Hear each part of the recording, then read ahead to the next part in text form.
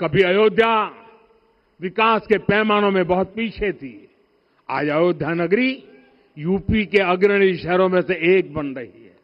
साथियों, 21वीं सदी का आने वाला समय बहुत महत्वपूर्ण है।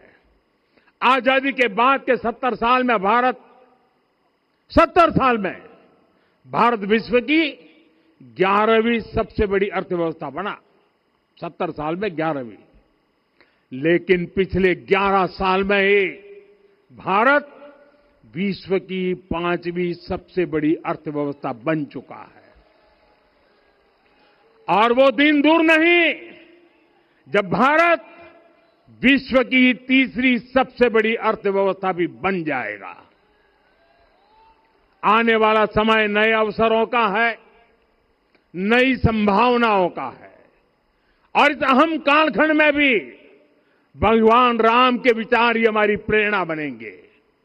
जब श्री राम के सामने रावण विजय जैसा विशाल लक्ष्य था, तब उन्होंने कहा था, सौरज धीरज ते ही रथ चाका, सत्यशील दृढ़ ध्वज पताका, बल विवेक दम परहित गोरे, क्षमा कृपा समता रजु जोरे।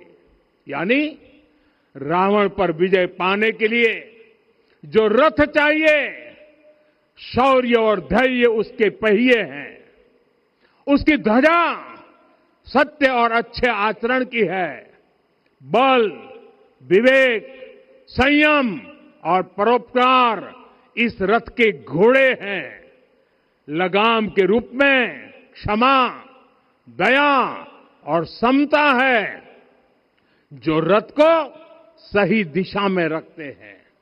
साथियों, विकसित भारत की यात्रा को गति देने के लिए ऐसा ही रथ चाहिए, ऐसा रथ जिसके पहिए शौर्य और धैर्य हो, यानी चुनौतियों से टकराने का साहस भी हो और परिणाम आने तक दृढ़ता से डटे रहने का धैर्य भी हो। ऐसा रथ जिसकी ध्वजा सत्य और सर्वोच्च आचरण हो, यानी नीति नियत और नैतिकता से समझौता कभी न हो। ऐसा रथ जिसके घोड़े बल विवेक संयम और परोपकार हो, यानी शक्ति भी हो, बुद्धि भी हो, अनुशासन भी हो और दूसरों के हित का भाव भी हो। ऐसा रथ जिसकी लगाम क्षमा करुणा और संभाव हो, यानी जहां सफलता का अहंकार नहीं और असफलता में भी दूसरों के प्रति सम्मान बना रहे। और इसलिए मैं आदरपूर्वक कहता हूं, ये पल कंधे से कंधा मिलाने का है, ये पल गति बढ़ाने का है। हमें वो भारत बनाना है जो राम राज्य से प्रेरित हो, और ये तभी संभव है जब स्वयं हित से पहले देश हित होगा, जब राष्ट्र हित सर्वोपरि रहेगा।